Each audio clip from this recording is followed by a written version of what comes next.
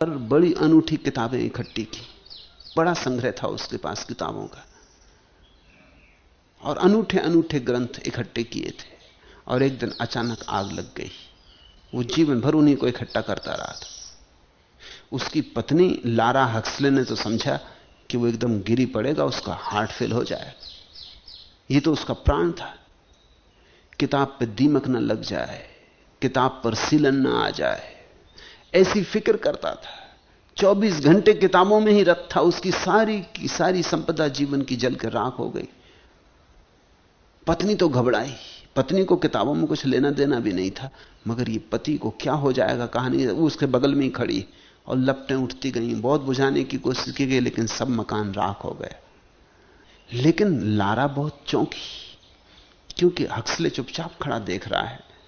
दुखी भी नहीं मालूम होता, बेचैन भी नहीं मालूम होता, बल्कि एक तरह की प्रसन्नता उसके चेहरे पर झलक रही। वो उसने कहा कि मेरी कुछ समझ में नहीं आ रहा, आप और प्रसन्न, कभी कोई एक किताब बच्चा फाड़ दे या लकीर खींच देता था तो आप ऐसे नाराज हो जाते।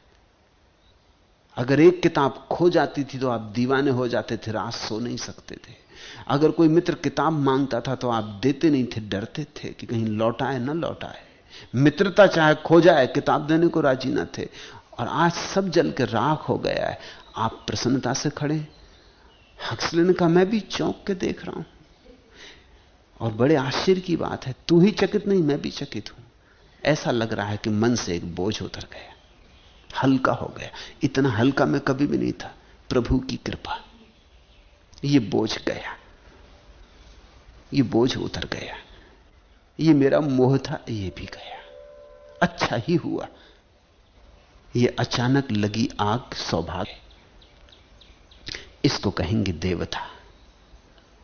इसके मन की तरंग दुख में से भी सुख को पकड़ लेती है। मुल्ला नसरुद्दीन को लॉटरी मिल गई, ₹1,00,000 मिल गए।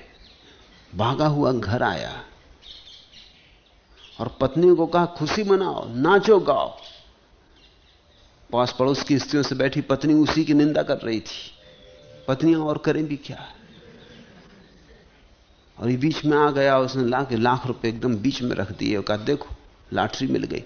पत्नी ने कहा, लॉटरी छोड़ो, पहले ये बताओ कि तुमने जो टिकट खरीदी वो रुपया कहां से पाया। क्योंकि वो सब नगद रखवा लेती तनख्वाह पे, ये रुपया आया कहां से। ये एक नारकी चित्त है। ₹1,00,000 आ गए, उसकी खुशी नहीं है। उसने कहा, ये छोड़ो लॉटरी माटरी, पहले ये साफ करो कि रुपया तुमने पाया कहां से जिससे टिकट खरीदी। आदमी आदमी में फर्क है, तुम भी अपने भीतर जांचना। और ऐसा भी नहीं है कि तुम सदा एक ही अवस्था में होते हो। कभी कभी तुम नारकी अवस्था में होते हो, कभी कभी स्वर्गीय अवस्था में होते हो। किन्हीं किन्हीं क्षणों में तुम भी बड़े उदार होते हो कि सब दे डालो, और किन्हीं क्षणों में बड़े कृपण हो जाते हो। किन्हीं किन्हीं क्षणों में तुम भी जीवन में प्रकाश देख पाते हो, किन्हीं किन्हीं क्षणों में सब अंधेरी रात हो जाती। तुम भी नकारात्मक और विधायक में डोलते रहते हो। कभी सुबह अचानक तुम पाते हो कितना सब हल्का, और किसी दिन अचानक पाते हो सब बोझ भारी। मर ही जाते तो अच्छा था, क्या सार। कभी असार में सार दिखता है और कभी सार में भी सार नहीं दिखता। तो ऐसा मत सोचना कि देवता कहीं आकाश में रहते और नारकी कहीं दूर पाताल में रहते। तुम भी कभी कभी देवता हो जाते हो और कभी कभी नारकी हो जाते हो, कभी कभी पशु हो जाते हो और कभी कभी परमात्मा हो जाते हो। क्षण भर को कभी तुम भी झलक जाते हो प्रकाश से, तुम भी भर जाते हो रस से। उन्हीं क्षणों में तुम प्यारे आदमी हो जाते हो। उन्हीं क्षणों में लोग तुम्हें प्रेम करने लगते, उन्हीं क्षणों में लोग तुम्हारे मित्र हो जाते। लेकिन वे क्षण टिकते नहीं, खो जाते।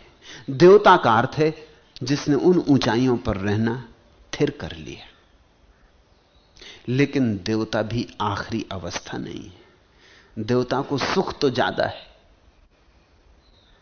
लेकिन जहां सुख है वहां दुख की संभावना सदा मौजूद रहती। जहां दिन है वहां रात होगी, विपरीत बना रहेगा। बुद्धत्व का अर्थ है न दिन रही न रात। बुद्ध की अवस्था दोनों के पार है, द्वंद्व के पार है। इसलिए जब कभी कोई बुद्धत्व को उपलब्ध होता है तो उसमें सभी उत्सुक होते हैं। उसमें पशु पक्षी भी उत्सुक हो जाते हैं, उसमें देवता भी उत्सुक हो जाते हैं, उसमें मनुष्य भी उत्सुक हो जाते हैं, उसमें बुरे से बुरे आदमी भी उत्सुक होते हैं, उसमें भले से भले आदमी भी उत्सुक होते हैं। जिसमें भले ही भले आदमी उत्सुक हों वो महात्मा है, जिसमें बुरे ही बुरे आदमी उत्सुक हों वो असंत, और जिसमें भले और बुरे दोनों तरह के आदमी उत्सुक हो जाएं वो बुद्धत्व को उपलब्ध व्यक्ति। क्योंकि बुरे को भी उसमें से द्वार दिखाई पड़ता है, भले को भी द्वार दिखाई पड़ता है। इसलिए जब भी कहीं कोई बुद्धत्व को उपलब्ध व्यक्ति होगा तुम उसके पास बुरे से बुरे आदमी पाओगे, भले से भले आदमी पाओगे। उसके पास एक समागम होगा, मनुष्यों का, पशुओं का, देवताओं का एक सन्निपात होगा। अगर तुम कहीं जाओ और अच्छे अच्छे आदमी पाओ तो समझना कि महात्मा, अगर बुरे ही बुरे आदमी पाओ तो समझना कि कोई अपराधी। जहां तुम्हें दोनों तरह के लोग मिल जाएं वहां तुम समझना कि कोई बुद्धत्व को उपलब्ध हुआ है, क्योंकि वहां दोनों की आतुरता है। बुरा भी पार होना चाहता और भला भी पार होना चाहता। बुरा बुरे से थक गया है, भला भले से थक गया है। बुरा दुख से थक गया है, भला सुख से थक गया है। वहां गरीब को भी पालोगे, अमीर को भी पालोगे, वहां अपढ़ को भी पालोगे, पढ़े हुए को भी पालोगे। वहां तुम सब तरह के द्वंद्व एक साथ पालोगे। जहां सब द्वंद्व एक साथ उत्सुक हो जाते हैं उसका अर्थ है वहां से कोई संक्रमण है, वहां से कोई संक्रांति घट सकती है। यह कथा मीठी है। इस घड़ी में बुद्ध ने यह सूत्र कहे, जो धीर ध्यान में लगे हैं, परम शांति में रत हैं, उन स्मृतिवान संबुद्धों की स्पृहा देवता भी करते हैं। मनुष्य का जन्म पाना दुर्लभ है, मनुष्य का जीवित रहना दुर्लभ है, सद्धर्म का श्रवण करना दुर्लभ है, और बुद्धों का उत्पन्न होना दुर्लभ है। किच्छो मनुष्य पटिलाभो किच्छ मच्चान जीवितम, किच्छम सद्धम समणम किच्छो बुद्धानम उपादो। बुद्ध कहते हैं पहले तो मनुष्य का जन्म पाना दुर्लभ है, क्योंकि मनुष्य बहुत थोड़े हैं, पशु पक्षी पत्थर कितने अनंत। तो पहले तो इतनी सारी योनियों को खोजते खोजते कोई आदमी मनुष्य हो पाता है। मनुष्य का जन्म पाना दुर्लभ है, और जन्म भी पाके क्या होता है, मनुष्य की तरह जीवित रहना और भी मुश्किल है। बहुत से लोग मनुष्य की तरह जन्म पा लिए हैं लेकिन मनुष्य हैं नहीं। सकल सूरत से मनुष्य हैं, रंग ढंग से मनुष्य हैं, भीतर अभी भी पशुता भरी है, भीतर अभी भी पशु के ढंग से ही जी रहे हैं, भीतर अभी भी पाश्विक आकांक्षाएं भरी हैं। तो पहले तो मनुष्य का जन्म पाना दुर्लभ, फिर मनुष्य होके जीना और दुर्लभ, फिर अगर मनुष्य होके जीना भी आ जाए तो सद्धर्म का श्रवण करना दुर्लभ। क्योंकि जिन लोगों को थोड़ी सी मनुष्यता का रस आ जाता है उन्हें बड़ा अहंकार जगता है, वो अपने को कुछ समझने लगते। कोई कहता है मैं ज्ञानी हूं, कोई कहता है मैं त्यागी हूं, कोई कहता है मैं ये हूं, कोई कहता है मैं वो हूं, देखो मैंने कितना शुभ किया, कितनी सेवा की। तो अहंकार पकड़ता है, और जब अहंकार पकड़ता है तो श्रवण मुश्किल हो जाता है। फिर किसी के चरणों में जाना, सद्धर्म को सुनना बहुत मुश्किल हो जाता है। तो फिर सद्धर्म का श्रवण करना दुर्लभ है। और अगर श्रवण की क्षमता भी हो, तैयारी भी हो, तो बुद्ध पुरुष को पाना बहुत मुश्किल